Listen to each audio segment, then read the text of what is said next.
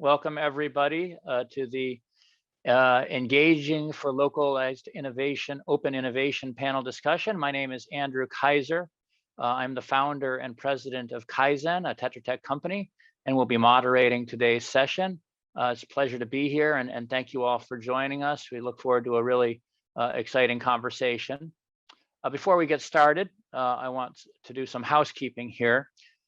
Today's event will feature an hour-long panel discussion with approximately 25 minutes at the end for Q&A from the audience. Feel free to pose your questions in the Q&A and the Zoom Q&A throughout the event and during the Q&A period. Of course, our speakers look forward to seeing and answering your questions. We are recording this event. If you have questions to pose after the event ends, we will distribute our general email address so you can contact us and we'll direct your questions to our speakers or otherwise as relevant. Closed captioning and transcription services are enabled in this meeting. If you would like to turn them on, you can enable them in your advanced meeting settings. Now I'd like to get started really with a little bit of a background of Kaizen's journey as a social, and my journey as a social entrepreneur with Kaizen, which I founded in 2004 with two main objectives. The first was to support locally led development, and the second was to explore new and innovative approaches to development assistance. Our belief at Kaizen has always been that if we can find ways to meet human needs profitably, then we can scale those solutions infinitely. And that doing so can also, of course, free up inherently scarce donor resources to address other pressing development needs. And so while Kaizen service lines all actually started as innovations themselves, we really quickly came to realize that we could achieve much more impact by supporting local innovators and their organizations and really the ecosystems in which they operate around the world. And this stems from the fact that at its root, development is really all about disrupting the status quo to achieve positive progress. And we have found that there's really no one better to understand and address the needs of a community than the actual innovators that are within that community themselves.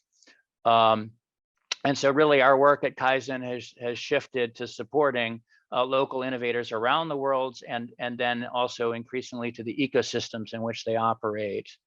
And in that time, over the last, almost 20 years now, we have learned some very, very valuable lessons.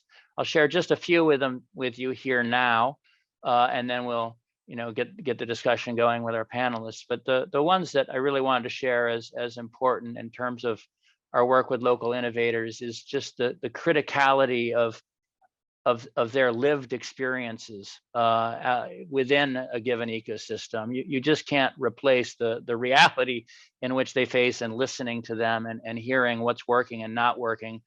Typically, social entrepreneurs and innovators they don't have time to try to fix the system, if you will. They operate within it, and they're struggling to advance whatever it is that they're working towards in the current system.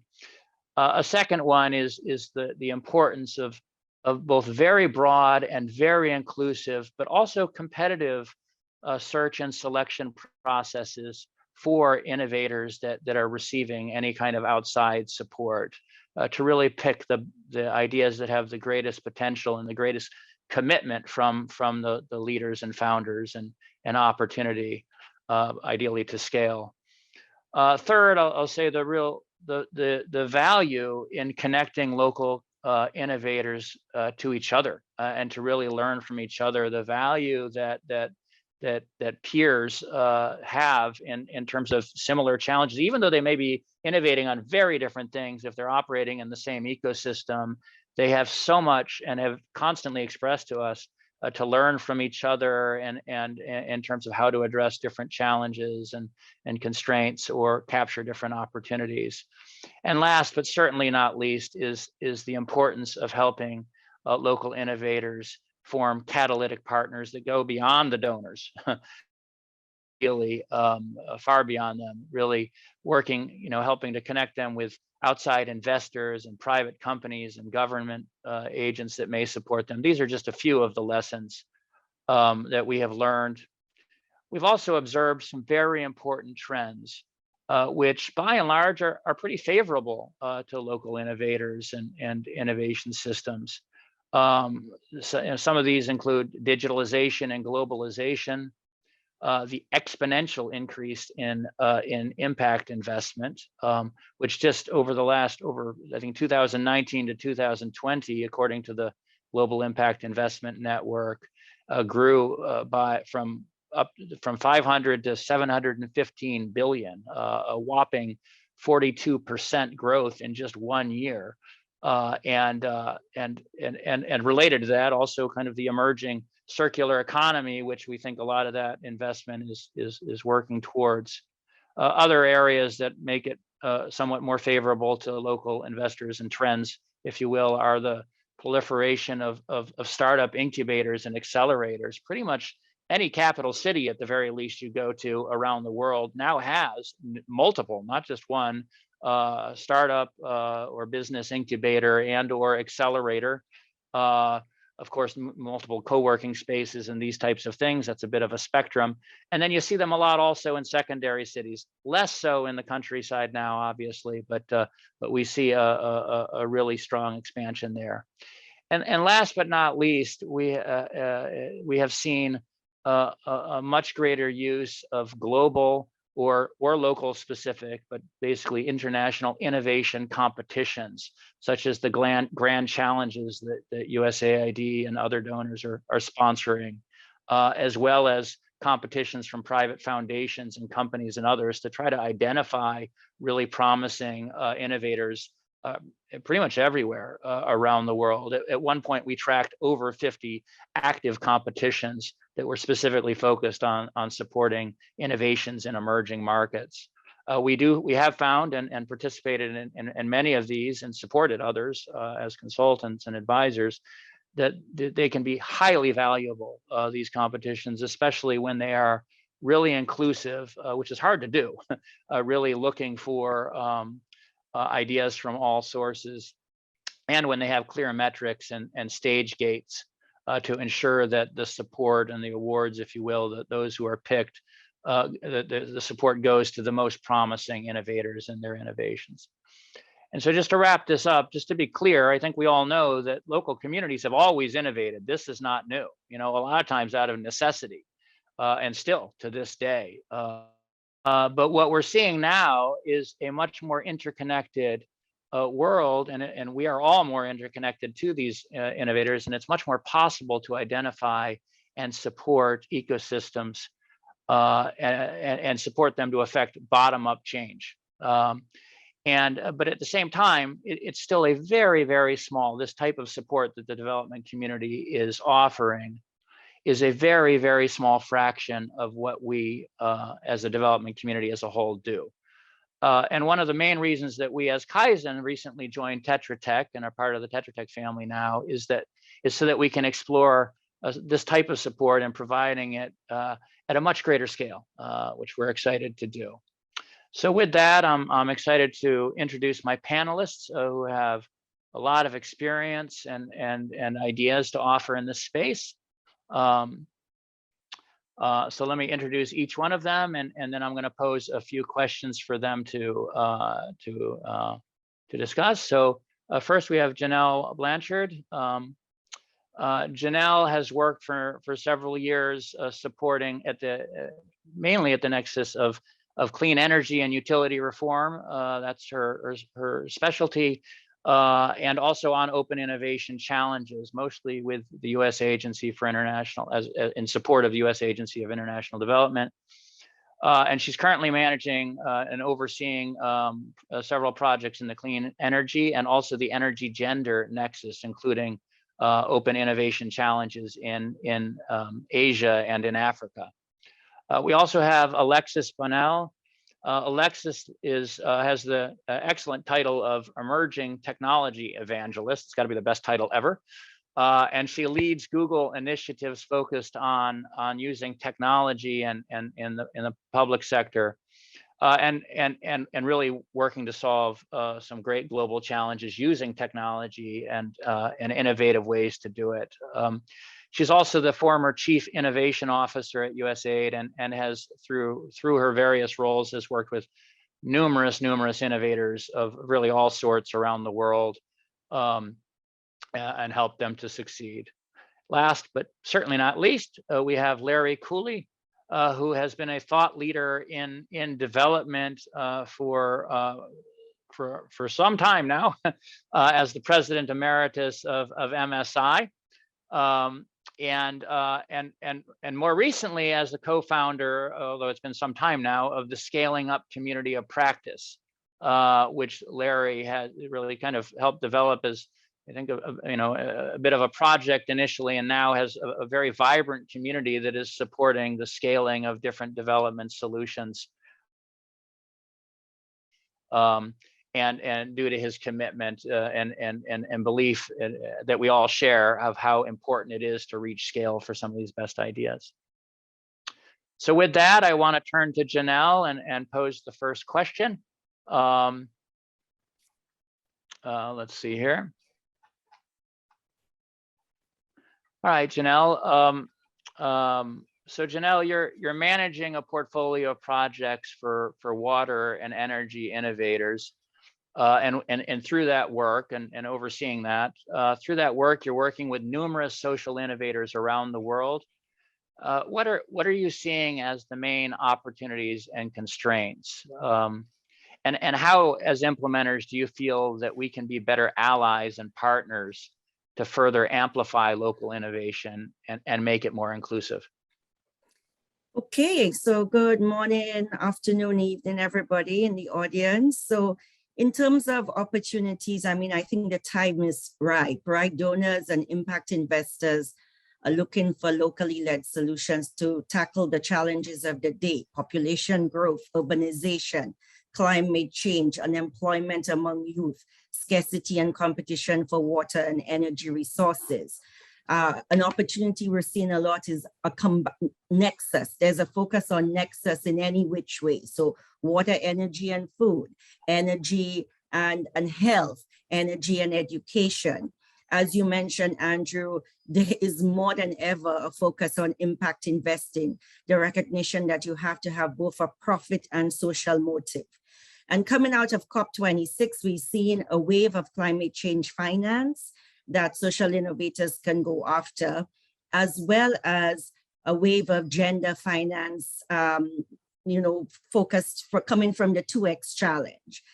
Another opportunity is using technology, which I think Alexis is going to talk about, to really integrate the Internet of Things to enable remote monitoring and other analytics as part of your solution. In terms of constraints, the social innovators are still not there yet in terms of being investment ready. Some of them just really lack the sophistication to know how to talk to investors, how to have the material ready, who to have on their board. Innovations we are seeing are not being designed and scaled with the end user in mind, both from a design perspective as well as a willingness to pay. So you're building something focused on the supply side and not the demand side.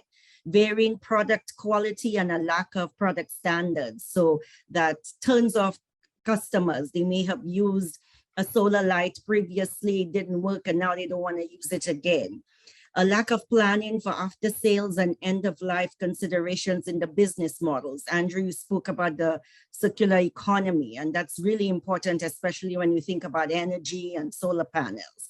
And then unclear policies and regulations in the countries that they operate.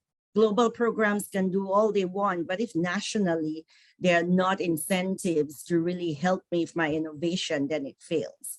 So, what can we do as implementers? We can surely embed the local context. And what I mean by that is we need to have local running through all the technical assistance programs. So requiring a long established local presence, requiring local partners, requiring local professionals, which I have to say, as a representative of a consulting firm, took some time getting used to that, but actually using local professionals that are already in the country, that already have the knowledge, and that will continue when your project ends. Encouraging partnerships between international manufacturers and local distributors to bring down the cost of innovations, and pairing those local professionals that we identify with international experts for skill development. You know, Andrew and Kaizen supported the Securing Water for Food, and we supported Power in Agriculture. And one of the things they did was they moved from a global program to a regionally based program staffed by local professionals to really embed the locality. I think two other issues to really be aware of is don't implement distortive pilots that are focused on distributing innovations and products at no cost to the end user. Because after the project is end, nobody's going to want to pay for that innovation that you gave away for free, right? And similarly, really have any smart incentives or direct subsidies for a short period to kickstart the market, attract investment, but they have to be phased out, because if not, they really distort the market and they crowd out commercial capital. I think the other thing that we all know, and we have to keep reminding funders and donors and investors, is be patient. Innovation takes time. And so many of us may be implementing with a 5-year project, and we've got those results that we need to measure, but we've got to design our programs and our support for incremental change, because scale up takes time. That's it. Back to you, Andrew. Great. Thank you so much, Janelle. First, I want to open for comments, Alexis and Larry. Sure, I'll start. I mean, Janelle just hit the nail on the head in so many different things. I mean, I think, you know, one of these elements that I always thought about when I was at USAID and kind of that acceleration lens is how do you actually take these social entrepreneurs and move them from being, you know, these interesting one-off innovation things to actually being implementers of larger USAID programs, right? And really help them make that transition, because to Janelle's point, unless you do that, it's really hard for them to sustain, right? They're kind of told like, oh, go get money, go do this. I think the other thing that's really interesting and what I loved about what she said, and Janelle, you didn't go this far, but you know, I think when we look at regular environments, we look for things like mergers and acquisitions, right? Like franchising, licensing. So this idea, sometimes I think we fall in love with kind of the hero entrepreneur, right? And so because of that, we end up with a lot of different things, which are great early on, but really understanding, you know, to Janelle's point, who is delivering something the customer actually wants, right? The customer actually values, the customer is actually willing to pay for. And one of the things I was really excited about was, you know, the work of the Million Lives Collective as an example, which really, I think, woke donors up to the fact that there are a lot of you know, social entrepreneurs that have 1 million customers or more. I mean, 1 million customers, you know, like that's saying like those are, you know, providing things people want. Right. And so I think it's really important, you know, for us as people who are passionate about development to really look at that customer signal, right? Look at that demand and to recognize there's a lot of things out there. And I think sometimes, you know, we should think about how do we encourage those players to work together instead of it always having to be something new, right? Like a merger and acquisition or franchising something or licensing it may be the exact right way to kind of reach scale. So I just think that there's some really interesting ways, you know, in reflecting on that. And the last thing I would say, which was a real lesson to me, Andrew, and it was something that actually came out of the Kaizen program around securing water for food. And I remember, you know, Ku McMahon, who's just one of, I think, the best program managers, you know, that I will probably ever meet.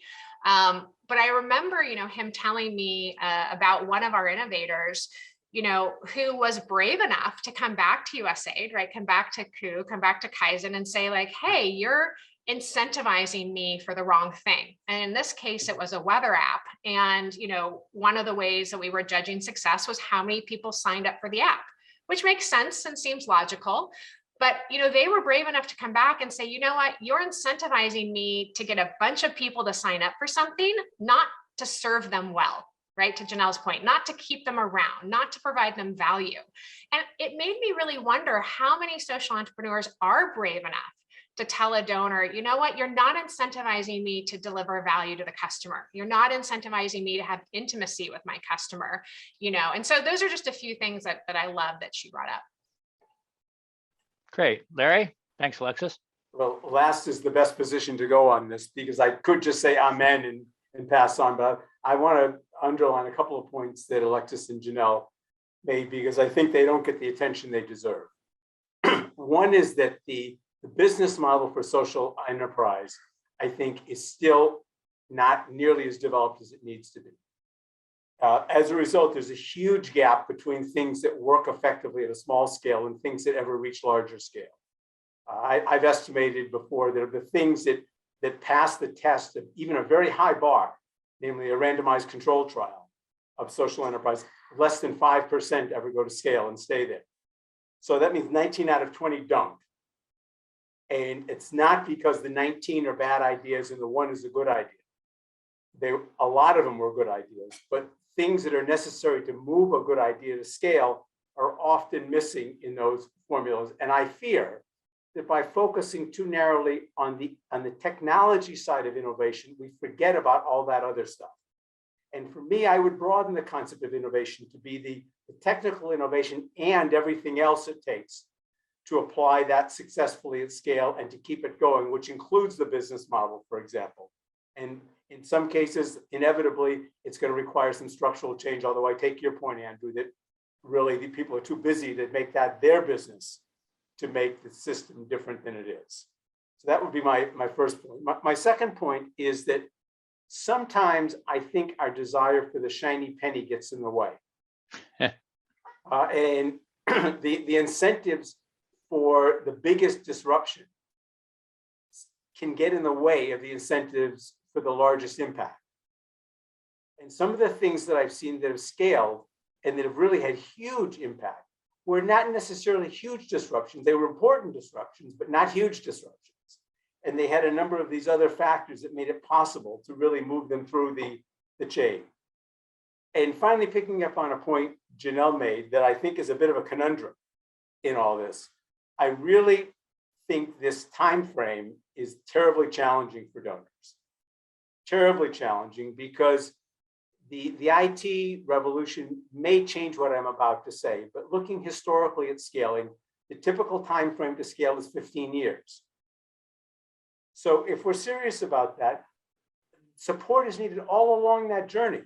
At the beginning, it's proof of concept and trying to roll things out, but then there are a whole series of other steps along the way. And all too often, it seems to me, donors either lose their enthusiasm for something or simply move on to the next thing that's on their agenda and don't have the staying power that's necessary to see those things all the way through.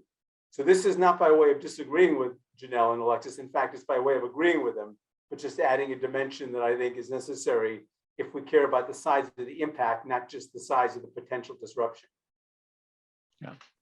Thank you, Larry. I couldn't agree more, especially on really all of it, but in particular on the point that no one, however amazing an idea or the person behind that idea, it does take such a vast amount of expertise and skill sets, and someone who understands the business modeling, someone who understands how to scale that no one individual or small group of individuals has. And often we find great ideas that go by the wayside for so many different reasons.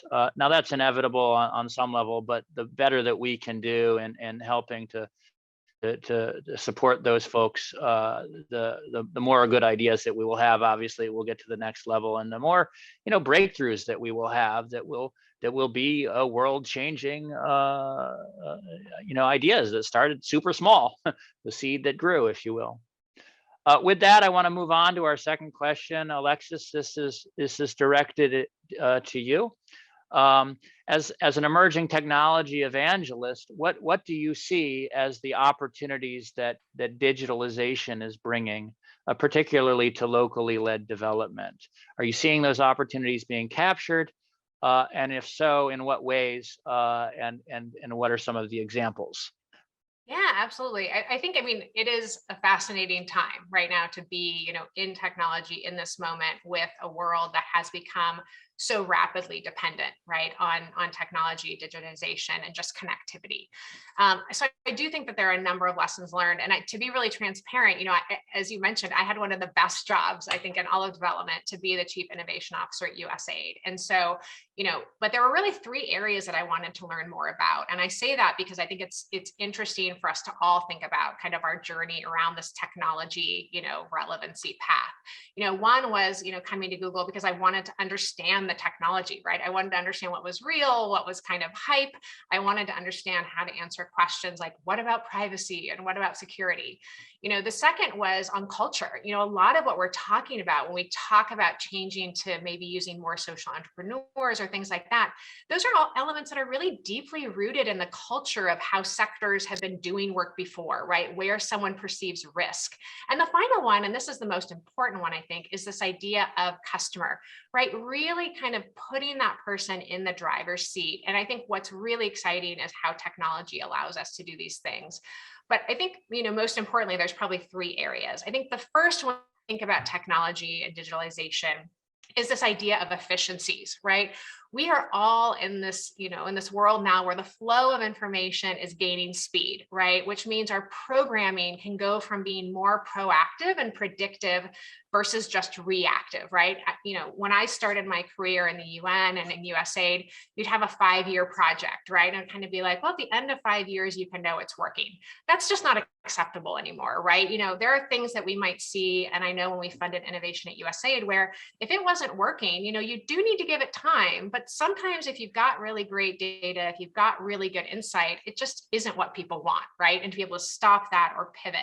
I think the other element is that, the ability to find efficiency by using, connective technology to actually really understand what's happening in real time. So as an example, we have a platform called TaskMate, where we might be able to understand, was a bridge taken out by a recent flood, by the people there affected telling us, and then actually update systems like supply chain, that might impact how we deliver aid. We have been able to help rely on local people to tell us the real-time spread of locusts, or the ability of, or the availability or location of health clinics that have COVID shots in their area, right? So this idea of really moving our curiosity, at kind of a new speed, our ability to be informed and therefore make different decisions around not only, our current programs, but what we might program in the future. I think another level of efficiency, and this is a really basic kind of information sharing efficiency, is that, if multiple donors, for example, can use technology or platforms to review the same funding proposals at the same time, right? Really eliminating a lot of time poverty on social entrepreneurs to have to be spending all their time applying for different things, different places. So even at that, basic bureaucracy standpoint, but I think there's 2 others. I think one is, it's really an interesting time for us to ask ourselves about time poverty, meaning what is it in the traditional ways that we might execute programs that are actually adding, to someone who's already in a resource constrained environment. And, one example might be whether that's being able to move to education on demand, mobile top-ups, telehealth visits. A lot of times we're talking about serving people who do not have a luxury of time. And so really thinking about how we can use technology to actually eliminate time poverty versus maybe add to it. I think, another element is technology really, if it's done well, can allow us to be much more curious, right? Being able to look at, data analytics, AI, things like that, but to really imagine and run scenarios and things so that we can be more informed when we think about programs. But I have to say, my final place and the thing that I'm most passionate about is that ultimately, this is about customer intimacy, right? Moving away from that beneficiary mentality to the fact of recognizing we can talk to customers today. 700 million cell phones in Africa. And, again, this is what I love is the ability of social entrepreneurs already have that strong customer understanding, right? That intimacy. And so, imagine when you start thinking about programming, there's social entrepreneurs that already have 1 million farmers. Do we need to start a project from scratch if we're looking to help farmers? And can we really, use the technology and use that intimacy that already exists with those farmers to allow us to have more impact faster? I also think a great example, Andrew, I don't know if you remember, but also from the Securing Water for Food program was, this idea of getting, feedback and preferences from, our customers. I remember that there was a women's farmer training program. And of course it was, training during the day and all of that. And it was really poorly attended. And when we were able to start getting feedback, we realized that those women didn't have any time during their day, but they did have some time at night, right? And that program shifted, but we would have never known that if we really didn't have the way to get those types of feedback. But I would just say the final thing, around this idea of customer intimacy that's really important for us to think about is being able to put ourselves, being so in love with our customers and connected with our customers that we really understand them. And what I mean by that is there can be a lot of challenges when we want to look at issues that are around behavior change or sentiment. I am not a cool 14-year-old girl in an urban area of Nairobi.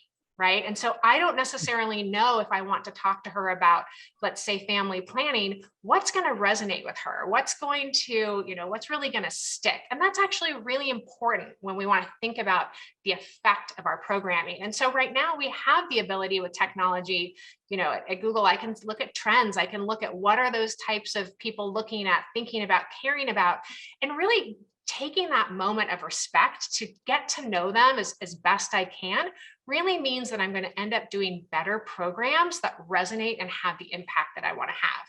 And the last thing I would say on it is that I think the big challenge of this is that while we can have all this new data, we can have these new insights, we can empower our customers' voices, are we ready to hear what they have to say? Because sometimes it may be disconfirming, it may not, put the emphasis on the sector that I care most about or that I, am referencing. And so we have to be willing to take in those insights and to really hear what it is that they're telling us with technology as well. Thank you, Alexis. Well, great points. Larry and Janelle, any comments? You want to go first or second? I'll go first, Larry, and defer to you with your experience. I want to take on 2 points, and similar to securing water for food under power and agriculture, we had many innovators who started one way with a little bit of technology, and because of the data and customer feedback that they received, they pivoted, changed their innovation. I'm thinking of sunflower, I'm thinking of sun culture, sorry, I'm thinking of Claro Energy. They thought they were doing one thing and they ended up doing something totally different. And technology was what really enabled that deepening of the relationship with the customer. Because before, those end users are so far away, I don't hear from them, I don't see them, they nameless, faceless.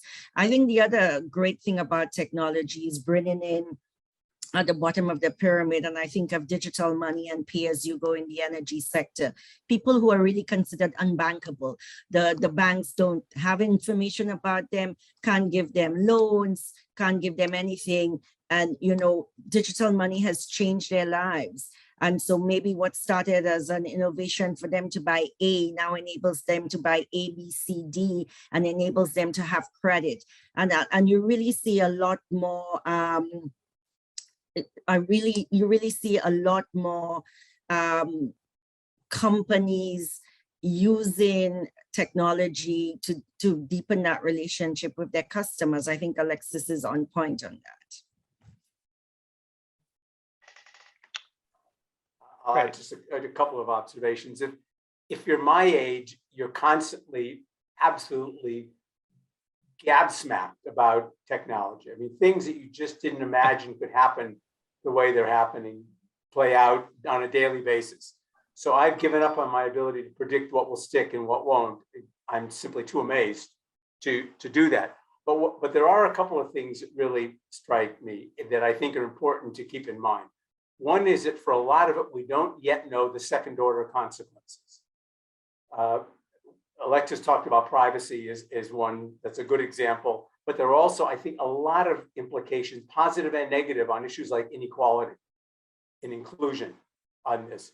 We're talking about the pluses, and I think they're real, but I think we need to be sensitive to the potential minuses also in this. And so as we learn more going forward, it's not just what can be done, but what should be done that ought to have some resonance in the way we talk about these issues. Now, again, that's a lot to load onto the social entrepreneur, but it's not necessarily too much to load onto those of us who are trying to help. It's also one of the reasons that I think it's important sometimes to think less about trying to cherry pick the exact right intervention and more to worry about the ecosystem that supports those interventions. And to say, look, there's a long history of venture capitalists who do this for a living. They feel lucky if they get 1 out of 10 on this. I was talking before about 1 out of 20 on some of the things that I've worked with.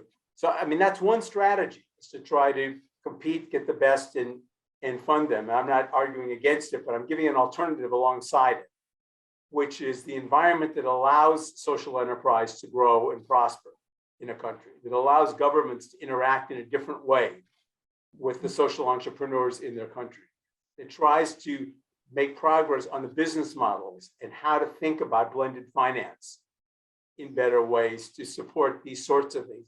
I think we need to simultaneously make progress on those fronts, or we're going to be, I hope our batting average will go up, but our batting average will necessarily be low because there's just so much we don't know about this. And so as a community, it feels to me that our opportunities to learn, and particularly, I would say, in the aftermath, the sort of unwished for aftermath of COVID and the pandemic, and all the innovation that was supercharged during that innovation without anybody being able to think their way all the way through what the implications were going to be.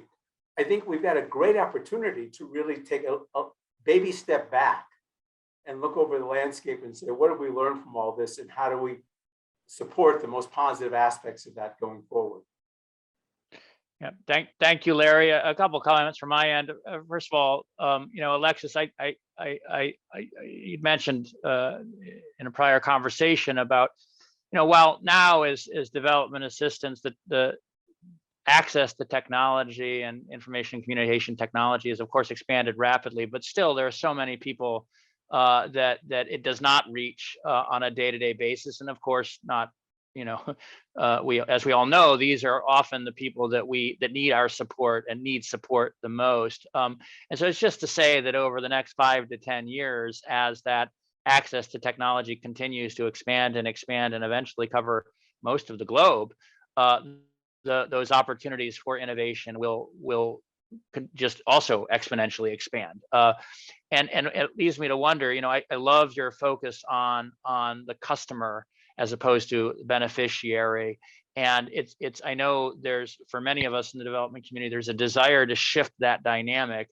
It's also very hard to do, right? I mean, there's, as we've seen, that it is just very difficult to work in true partnership, but we have to try and treat these customers as customers of our support. Larry, to your comment on Alexis' comment, and well, absolutely, the nature of this is that you're going to support 20, 30 entrepreneurs, and maybe 1 or 2 of them break through. What we've also found is that if you ask 20 of them what the top challenges that they face, even though they're operating in very different sectors, and I agree with you that it's amazing what some of these folks come up with in terms of the solutions that actually work.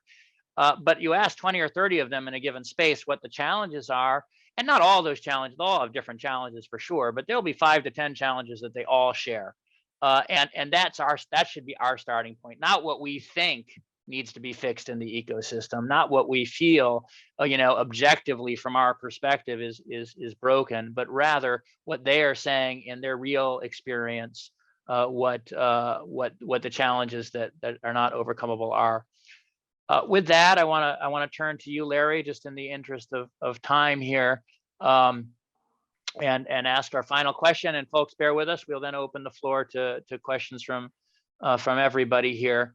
So Larry, among your many hands, you lead this scaling up community of practice that I mentioned earlier, and that's seen quite a bit of traction. What are some of the main lessons learned for social innovators in terms of how to best scale up their solutions? So Alexis will remember the launching of this community of practice about 7 years ago. There were 40 or 50 of us huddled in a room, sort of wondering if anybody else cared. And that same community of practice now is over 1,000. It's got 9 very active working groups, including one on social enterprise. And it's incredibly fun and interesting. I mean, for somebody who's cared about this issue for a long time, I don't think I've ever stayed on this steep part of the learning curve quite as long on an issue as I've been able to do on this, thanks to that community of practice. It's just great. Issues like, how do you mainstream a focus on scale within donor agencies? What do you do when you're really to try and track and facilitate adoption of change by governments when government is a scaling mechanism? How do you really square the circle about the financial model for social enterprise? Things of that sort that I think affect a lot of organizations in a lot of places all at the same time. I see a couple of people asking about a link to the COP. I'll provide one in a second. Let me give just a couple of kind of substantive lessons from all of that. One is that really, if you think about it, there are only 2 platforms that have the incentives and the infrastructure to deliver things sustainably at scale. That's governments and markets. Every time we're talking about a hybrid or something different than that, we better be extremely clever, and we're probably harnessing some of the other 2, one or both of the other 2 mechanisms to do it, because think about what drives these mechanisms, where the funding comes from, where the physical infrastructure is likely to be, what it really takes to grow and sustain scale. So that would be point 1. And that means that many things that begin as social enterprises, if they're going to have the maximum impact, don't necessarily mean growing the social enterprise itself. It may be growing the intervention, but not necessarily growing the organization at the same time. And SSIR has done some really nice pieces about this. I agree with it, that some of the most successful scaling I've seen, the originating organization plays an important role, but no longer the dominant role in trying to deliver the service. So that would be, all of that would be my first point. The second point is what I call subtraction, not addition. When people design interventions, they design them usually to be as impactful as possible. That almost always means complicated. And so in almost every case I can think of, if you added something else, you could make it work better. But every time you add something else, you make it more complicated and more expensive at the same time. So the most successful interventions we've seen are absolutely laser focused on where they can take away complexity, where they can reduce costs in things. That's what I'm calling subtraction versus addition. It's counterintuitive at one level, but I promise you it's important. The third thing I would say is that there's a critical role for what we call intermediation. Think about this as 3 gears. So there's this one gear over here, the little one, that's generating innovation. There's another gear over here, governments and markets, that are delivering goods and services. The intermediation is everything it takes to connect the innovation gear with the delivery gear. It's the kind of stuff, Andrew, you were describing that you were doing. It's to bridge that gap. And in my opinion, the reason that we don't have a higher percentage of things going to scale is because that, not because the innovation gear is broken, it's because the intermediation gear is broken. In the private sector, that's venture capital, It's investment banking. We don't have an equivalent in the social sector. And so you've got things which, if scaled, would have a tremendous impact that don't scale because the stuff that needs to go on in the middle to make that happen is simply absent, and there's no business model for the intermediaries in that. And so if I were going to direct donors to some unmet need, I would probably focus first and foremost there. And the final point I would make is what I would call no straight lines, in that I've never watched one of these interventions or innovations scale along the pathway it originally imagined. There are a huge number of twists and turns along the way. So for those of us who are on the donor side or on the helping side, the idea that you would simply have a plan, a blueprint, and work it is the wrong plan. It has to be maintained just the kind of responsiveness that you and Alexis and Janelle were all talking about, where you're really listening to the feedback from implementation, but not afraid to make a shift in trajectory based on that information, and not penalized by that by the people who are providing external funding. Thank you, Larry. And just a comment of my own from that is, some of the more successful innovation challenges that we've seen, and we've seen them increasingly from USAID and other donors from these lessons are starting to really try to mirror some of the practices of investment capital in terms of providing smaller amounts of effectively seed capital, and then if clear metrics are hit, then unlocking additional capital, say Series A, the equivalent of Series A, Series B. Of course, this is the donor money typically that is reducing the risk for other social investors or others to come in. But it's really hard to do. We find in the development sector, in large part because the one advantage that the proper private sector has is a very clear black and red bottom line. You're either making money or you're not making money at the end of the day. I know it's a bit skewed with Silicon Valley. You can, build customer base and whatever and expand exponentially and get a lot of investment until you start making money. But generally speaking, you're either making money or you're not. Whereas what we're trying to measure in terms of, social goods is often harder and not as black and red in this case, right? In terms of the bottom line. So it can be very hard for the acumen that is necessary to really pick, hey, this innovator from this competition has really achieved these results, has what it takes to get to the next level, as opposed to picking ones that maybe sound better or make better sound bites or for whatever reason are fun. I'll leave it at that. I want to open to Janelle and Alexis. Actually, if I can respond really quickly, Andrew, I think it's interesting, what you just put out and what Larry put out, because I think that there's an additional differentiation. And that is that, to your point, because, in essence, private sector looks at a customer from like a profits, standpoint, they actually value the customer more, meaning they put them more centrally and the customer's preference in the decision-making realm.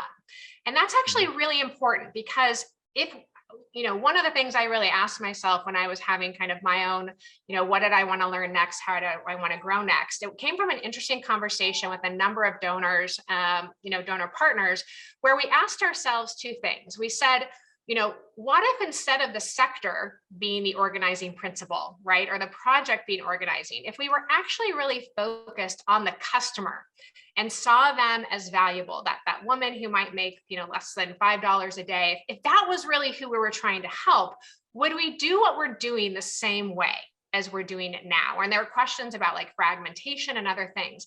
And the reason I highlight that is that I saw an opportunity to really think about it where if you think about those customers being valuable, you actually find really robust efficiencies and things like that by making them the center of what we do. And so for an example, if you think about a project, you might pay, start a project, that project goes and looks for people to help, right? Adds value, but then when it's done, they ghost those customers. Imagine if you actually knew that customer and the next value add that a USAID or a DFID or a social entrepreneur had could come in a convenient way right into that, to that customer's life. And so I think if we think about it, not so much as a share of wallet, if you will, with a customer, the way private sector does, but if we think about it as a share of potential, putting that customer in the center and saying, how might we contribute to that customer's share of potential, I think it really puts us in a different way of thinking. And one of the things that someone said to me once when I was on a trip to Liberia, I was talking to someone in a project we were working in, and I kept talking about my sector, right? Because my sector represents me and my ego and my commitment and my life in development. And she said to me, she said, today isn't my ed sector day. And tomorrow isn't my health sector day. Today I'm living my life. And the more you can bring those values and those services into my daily life, instead of making me meet you at ed sector day and health sector day, the more useful it would be. So I think we're just in this really interesting moment of being able to be more connected, more close to our customer than ever. But I do think it means we have to ask ourselves and really question, is the sector the hero? Is the project the mechanism? Or what would happen if we just were more customer driven? Well put, Alexis. I have lots of comments, but I want to pass to Janelle. I'm sure she wants to weigh in too. Yeah, I want to go back to Larry's circle focused on government and the markets, and so many of the projects or the intermediation that I've seen that is focused on innovation has really paid lip service to enabling environment. So much so we had an innovator leave Tanzania because the government decided to, put all of these tax increases on the solar parts that are coming in. And I would say that a key part of really helping these social innovators scale is for the donors to use their political capital to make the changes within the country. Because we can do so much work bottom up, and the stroke of a pen by a government, a market can disappear, or a business can really go under. And, we really have seen that where people have had to pivot or decided, what, I'm really just not going to remain in business anymore. And I know enabling environment is difficult. We often have it as part of our programs, but it's actually the one that I think we don't really tackle. And if we fix it, it can really help support innovation. Thank you, Janelle, and thank you, Alexis. I couldn't agree more with the customer, and I think of also the focus on using lean startup methodologies, which is really all about putting the customer first. And I believe, if I remember correctly, your predecessor at USAID even wrote a book similar called Lean Impact, related to really finding customer-centric approaches. I also know that USAID Uganda in their last country development strategy had the idea of hey, this 14-year-old girl who represented demographically the prototypical or the average, I guess. I'm sure she wasn't average, but the average Ugandan, putting her at the center of their development work, her needs, her wishes, her aspirations. It didn't totally stick. And for other reasons, but certainly that was the goal of that. And I would love to see that really play out from a customer focus. With that, I want to open up to questions from our audience here and our participants. Because I'm sure they have tons of valuable things to add. Let me open the link with the questions here. Okay, let's see here. All right, so I've got a question. I'm just going to read through them as I get them, and whoever wants to take them, please feel free. So starting with a question from Jad Blake, if I'm pronouncing that correctly. When you speak about innovation that maybe is not working, it brings me to ask, in what ways can the development community explore ways to match the supply of innovation with the specific demand of innovation and innovative ideas in emerging markets? That is, how can we ensure that innovators are innovating based on local needs? Who wants to take that? I would love to jump in on this one because as Larry probably knows, this was my big push on the scale side. And I think we learned what it was that he mentioned when we saw what was scaling, and that was really things scaled, by government, or they scaled, by market. And so, I do think that we just, but both of those things are about demand, right? And I do think, and I'm gonna own this, like, totally guilty party here. Innovation is really exciting, and it's really important to stimulate it. But actually, innovation has to be, like, fundamentally, you have to be in love with your customer to understand how you're innovating for that. And I think, for a certain period of time, we became in love with innovation, right? You can't have, like, to be honest, innovation, for innovation's sake, is bullshit. Right?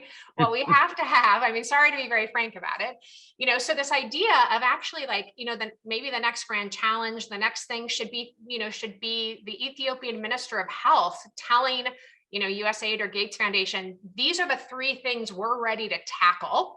We'd love some innovative ideas on how to do that. Right? Like, that would be, an amazing way to really direct an innovative process, a crowdsourced process, a process that could bring in private sector, local things, but directed, to something that, an entity, a country was really ready to action. And I think that, meeting kind of the appetite and the moment, a great example is, over the last few years, we collected, I think it was more than 16,000 different innovations on the Global Innovation Exchange.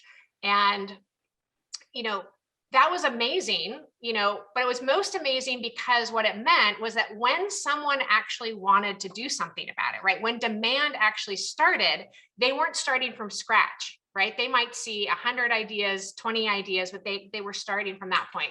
So I think one of our challenges is really to, to be demand driven. You raised the example, Andrew, of Uganda being kind of focused on, what is that 14-year-old, what does that 14-year-old girl want? What does she value? What does she need? And there's just so many more ways to anchor us in that knowledge and in that type of intimacy now. So I just think we have to really look at, we have to shift to demand, because we actually have a lot of supply, and that's awesome and it's amazing. But that also means, very frankly, giving up a little bit of our power, right? So when I talk about, like, a sector, if I'm a maternal and child health expert, I'm going to want that country to want maternal and child health the most, right? I'm going to want that woman to want that the most. But I have to be willing to hear that maybe what she needs is clean water, right? Or maybe what she needs is something else. And I can figure out a way to work, what I'm passionate about into that, right? A collective, more convenient, kind of integrated value delivery. But if we keep that mentality of, like, no, you need this sector, you need this thing, instead of hearing what it is people want and are ready for, I think, to be honest, we're going to be putting ourselves out of business, because there's a lot of players out there who are listening now. Yeah. Can I underscore just one piece of that? Sure. The early work on diffusion of innovation really focused almost exclusively on the demand side. And then we forgot it as we move forward into what we do. What I found is, when you're working with socially minded innovation, it's a funny combination of demand and supply. Every once in a while, the thing that really opens up the possibility for something to go dramatically to scale is on the supply side. Is something, but that's only because the demand already existed and couldn't be satisfied because it was too expensive, too difficult, precluded by some regulation, and so on. When that's the case, a modification on the supply side unleashes a huge outpouring of demand.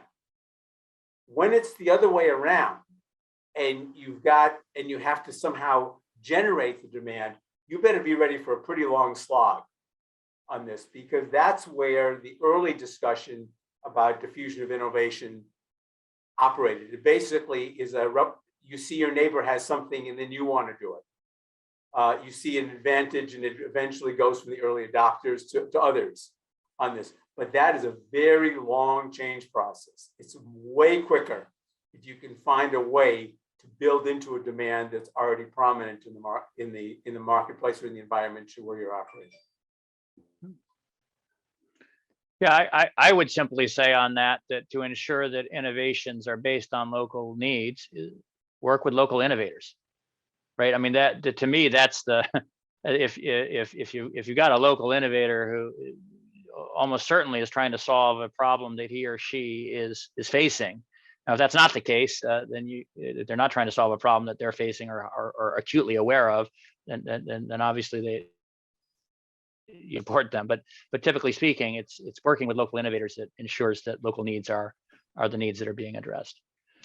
Andrew, can I just go back to Larry's point, though, which I think is another thing to think about to answer that question about the originating organization and the one that actually brings the innovation to scale. And a lot of times the originating organization is a nonprofit, right? It's a US or first world based, a developed world based organization. And it's their willingness to say, look, we've tested this, and I'm going to turn it over to you, locally based company, to take it to the next level. Because I remember under Parinag, we had some innovations that got so much money who didn't have even one customer. And that innovation, yes, it was early scale, we tested it, and they evolved and turned it into something more customer focused.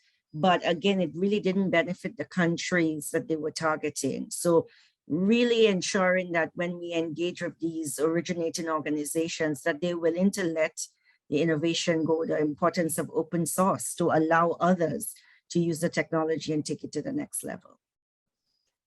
And I think, and just to build on that, I think, what's really interesting is if you think about all of these as value delivery vehicles, right? Whether it's a project that a big implementer runs or a value that a social entrepreneur has or things like that, it becomes really interesting when you think about how can we help our customers enter a value stream, meaning that, they may come in, being exposed to one of Janelle's innovators, right?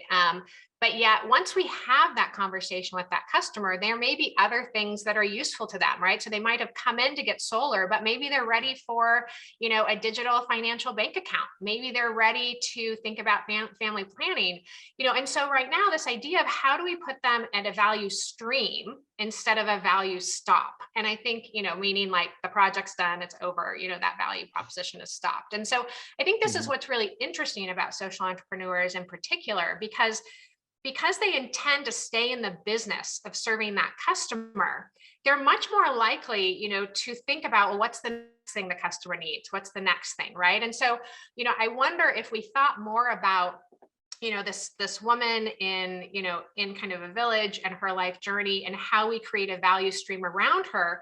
There's already going to be a lot of, DFID projects, maybe in Nairobi, USAID projects in Nairobi, social entrepreneurs. So how might we have an Amazon of aid, if you will, that we can expose that customer to empower them on that journey? So I'm really struck by this moment that technology and data sharing and maybe willingness across donors and thinking about scale and demand might bring to kind of better surface and empower that person in a value stream of things that already exist. They're just not aware of, right? They're just not connected to. And so I do wonder if, as donors, could we incentivize social entrepreneurs to actually share or cross connect customer bases, right? As one of the ways to actually graduate them into different types of value or things like that. So I think it's just an exciting time to have these types of conversations. Thank you, Alexis. The Amazon of aid. I'm gonna capture that one. It's an interesting concept, and I want to move on just because we got lots of questions here, folks. In the interest of time, one question here specifically for you, Janelle, from Gaboyega Olorunfemi from Nigeria. How do we address the near absence of trust for technology transfer needed to upskill the local innovator in the developing nations, where logistics remain a bottleneck in deriving real value for transactions? Do you want me to read that again?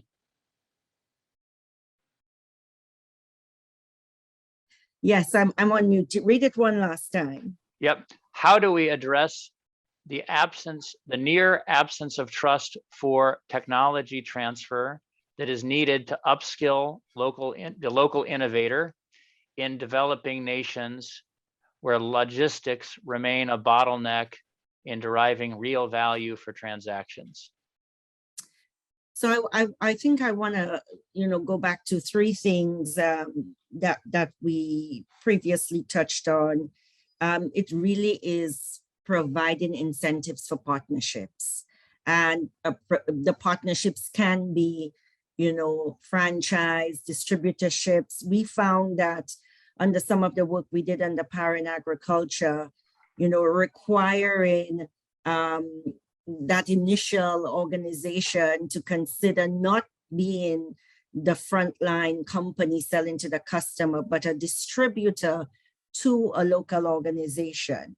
That's one way. A second way is we really need to look at supporting national associations, business associations, so that they can become advocates and a source of information to upskill those local innovators. So I'm thinking of Gogla, which is one of the organizations that we've worked with that are really focused on advocacy. And then the other issue is actually around standards. We need to have product standards so that we know what's coming into countries. Local innovators, local technologists know what's coming in. They have a say, and they can use the standards as a way to really weed out some of those poor technologies that flood their market, and a way for them to learn up. And we've seen that used successfully. Great, thank you. I'm going to go ahead and move on just to get as many of these questions as we can, if that's okay. We've got a question from Brett Johnson. Are there some proven models or notable experience on how to cost effectively capture customer feedback to inform innovation design and or scaling? I'll take an initial stab on that one. I think, Brett, that there are whole kind of philosophies, but there are whole approaches that have been established around this. There's human-centered design, for example, or what I mentioned earlier was lean startup, which is something we often advocate for capturing customer feedback and iteratively designing human-centered design, as I mentioned, and I'm sure there are others. Anyone else want to weigh in on that? Yeah, this is my favorite question, Brett. So the way I think about these is, in essence, you have options that are active and you have options that are passive, right? So when you think about, to build on what Andrew was saying, first of all, you've got to think, in that mindset of human-centered design of wanting that feedback, right? And like really, really craving it and understanding how it feeds into what it is you do, design, iterate. But then, to that passive and active standpoint, passive might be as simple as putting a counter, on a door that costs $3 at how many people came in that day, right? Or went out. It could be, other types of RFID or other types of technology. It could also be, being able to have, like we're doing a lot around what we call virtual agents or virtual allies, where people can, call in and ask questions or get feedback or participate, in a process or get information or provide information or feedback, without necessarily having to have a lot of lift, and then using things like big data to go through and understand the sentiment, right, of what was collected. On a more active level, we're seeing everything from really robust polling, building in feedback loops and mechanisms, via different types of apps or integrations. There's so much out there, but I really think why I love your question so much, right, is that idea of like, when you start getting that feedback, when you start getting that information, passive or otherwise, it really just unlocks insight about what you're doing, who you're doing it for, and how you can do it better. And it really is the embodiment of that curiosity that we have to have, about our customer. But for anyone here who wants to know the huge range of technologies, and I mean, some of these are like a penny a person, type of technologies. I'm happy to kind of send a list out, afterward for anyone who'd be interested in it. Please, let the organizers know. Great. Let me go on and if we can just keep running through some of these. From Michelle Gorham Dasick, what are your thoughts on trust-based philanthropy, and what are examples you find successful? Well, I'll take a whack at this. I think the philanthropy is going through its biggest change, certainly in modern history. And that's partially driven by the influx of all these new wealth philanthropists who are used to being disruptive and who are impatient with things and who have large amounts of money to spend on things. In some cases, and they're still the exception, but not the huge exception, there are sectors and places where private philanthropy outweighs official development assistance. And so it's not at the edge. The old model of philanthropy was essentially either paying for the standing up of institutions, hospitals, libraries, universities, or else it was meeting the needs of particular pockets of people who were underserved or unserved by the major systems. You might think of that more like charity. But now, in many cases, philanthropy is really driving the conversation. I would say, by the way, in passing, that's a mixed blessing because philanthropy is accountable to nobody. So whatever accountability structures we have for other things, we don't have. There's people spending their own money to try and make change in the world, and sometimes that's for better, and often it's for better, but sometimes it's not. Be that as it may, these are people who are willing to spend money behind an idea. And take things like what Mackenzie Scott has done. Well, she'll just write a big 7-digit check or an 8-digit check to an organization that didn't even ask for it. I mean, what could be more trusting than that? And you see more and more of that kind of philanthropy. So I think those of us who come more from the official development assistance side of things are going to need to figure out where that kind of philanthropy fits most actively into the equation, because it's a kind of giving that official donors simply cannot do. They don't do it, and they can't do it because of their own accountability structures. Okay. Thank you, Larry. I'm going to move on to a question from Barry Smith, who asks, he says, I'd be keen to hear panelists' perspectives on learning from failure within donor-funded programs, which can be a difficult sell given value for money requirements and a focus on upward accountability. I think that's okay. Go ahead, Janelle, please. I mean, I can just get started on that just from the Power in Ag perspective. So Power in Agriculture, the first round funded, like Alexis well knows, early stage. And then in the second round, funded early and later stage. And again, the premise was to de-risk for the market and to allow a certain amount of failure. However, every step of the way, where are the numbers? Where are those targets? Where are those results that I, as a donor, need to report out? Was there value for money for the money that we invested? So I think that although donors really have embraced and they speak about failure, I think it's very difficult with the larger political environment that the organizations have to report to and operate to truly embrace failure. Yeah, I think I'm in this luxurious position, right, of having a lot of this be very fresh, but maybe being able to speak quite candidly, not maybe being in a development related institution.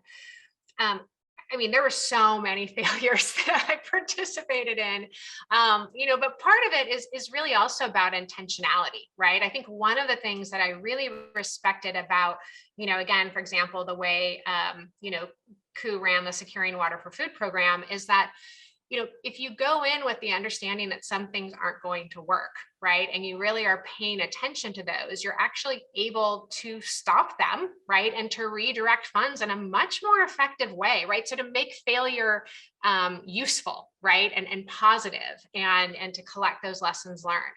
I think part of it, though, also is about intentionality, right? What is it that we're trying to do? And I'll give you an example that I love. Ella Goodwin, who, is the head of Vision Spring, just an amazing social entrepreneurial leader that I really respect. But one of the things she was really able to do, because she was in love with her customers, she was able to go in and really understand her customers to a level of what I would refer to as cohorts, right? So she understood which cohort that she was putting into eyeglasses for the first time needed a 95% subsidy from donors, which ones needed 40% subsidy, right? And which ones just needed a little bit. And the reason why I think that's so important is, imagine from a donor side, my ability, instead of just saying I'm doing this program for people who need it out there, being able to say I am subsidizing these 95% of people who need it. But more importantly, Ella was able to show me 2 years later that cohort that had started at needing 95% subsidy was now at needing 30% subsidy, right? And really being able to show their customer journey, through, but most importantly, having that intentionality, right, around her work really changed for me as a donor the ability to understand what I was funding, right, what it was producing, what it was advancing. And so I think there's things like that where being willing to fail and learn and to stop things when they're not working, but also being able to be intentional to think about how we can be informed, how we can be more sophisticated, as we think about the way that we fund, who we fund, is also part of what data and these types of insights are able to bring us. Well, and building on that, Alexis, I think a certain amount of failure, even within donor programs, still draws attention to the sector, the innovation, that we're talking about. I mean, before USAID's focus on clean energy at Nexus, it kind of existed, but not as much. And now the donors, by showing their willingness to fund innovations that maybe, didn't really hit the mark, there are a lot of others who are now following. So there is still a lot of value. I think the challenge, and we had many conversations with the donors that we supported, is what is the definition of success? Because when you have the definition of success, you have the definition of failure. Is it that we move them from A to B? Is it that we started a conversation that didn't exist before? Is it that they now have, 1,000 customers? And I don't think we ever really got to a consensus on that. Well, and Janelle, I think what you just said is exactly the type of conversational process that brings you to intentionality, right? Asking those questions: what is success? What flavor does it come in? What can I tolerate? Creates not only that candor, but that psychological safety, right, for that partner, that implementer, to understand kind of commander's intent, if you will.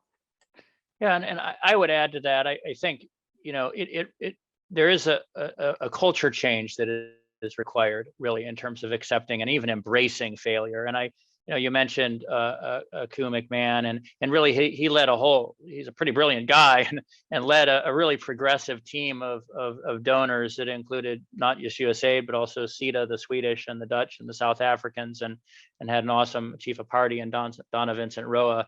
But they actually produced went beyond. A lot of us say, oh, we want to accept failures and embrace them, but they actually produced a failures and lessons learned report that was quite detailed in the shortcomings and how the program pivoted as a result of them. But going beyond that, I would say that the whole idea of investing, and I do think of it as investing in these innovators, requires that acceptance and tolerance of risk, and some of them will succeed, most of them will not. But the little shots are the big shots, or the little shots who keep shooting. Right. And the reality is, if you get a 1 in 10 success rate and it goes to scale, or even 1 in 20, you're going to get some amazing advances in the state of the art of how we do development. I think of when I started Kaizen, a lot of people asked me, and this was actually one of the fundamental choices that I made when I left a very secure job to kind of, risk. And I was, of course, coming from a very secure, I mean, relatively secure compared to these innovators that we're working with in emerging markets. But I've asked them, and many of them have a different story on this. Is like, why was the risk of failure? Was that not overwhelming? And I said, well, and one of the beautiful things about the United States is that if I had fallen flat on my face, I still, would be seen as, in some ways, that guy who went for it, or that person who went for it. Whereas in a lot of these countries that we operate, the culture is such that if you go for it as an entrepreneur, or even as a social entrepreneur, and do not succeed, it's seen as a failure. And so, we need to shift that culture in the development community that accepts and even embraces failure, and that mindset of investment in these social in entrepreneurs and innovators. And also, and it accepts that failure is part of that equation, but it's not really failure, it's learning. There's one fairly small adjustment we could make that I think would really help with that. What you're talking about, the last part of what you're saying, Andrew, is about the mindset for the individual who's taking the chance and what it looks like to them. I don't have a good idea for how to change that, except really working on the culture, just as you suggest. Yeah, agreed. But in terms of the system, if you say, well, how come this works so much better in the forward-leaning high-tech or progressive private sector?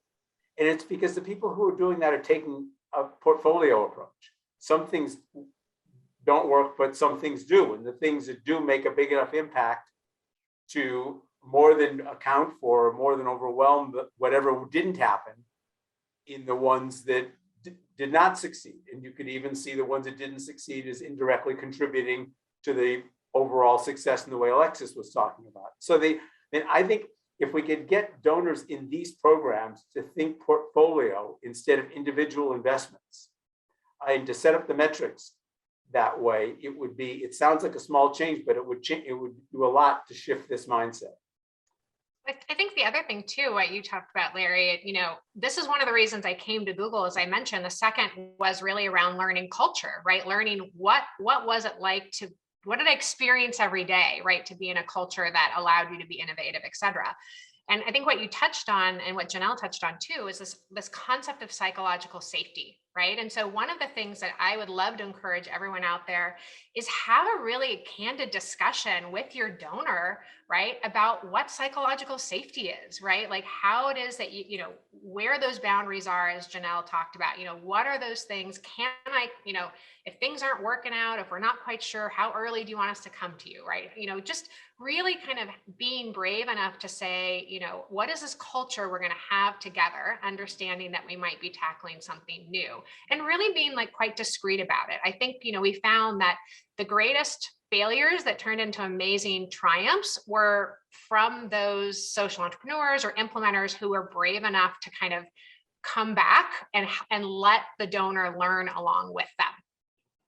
Yeah, and I think we could do more to create some kind of safety net for the ones who go for it and don't in the context we operate, because certainly these are the folks that are highly employable, or should be. But with that, folks, in the interest of time, I would love to keep going. This has been an amazing panel. I personally have really enjoyed it. Thank you, all of you, for spending part of your day with us and for these awesome questions. There are a couple that we just ran out of time to answer. One of them is for you specifically, Alexis, if you could look in the chat there from Mashiri Zavarimva and finish that. But I just want to conclude with some final thoughts and observations from each of our panelists to wrap us up in the 4 minutes we have remaining. Who wants to start?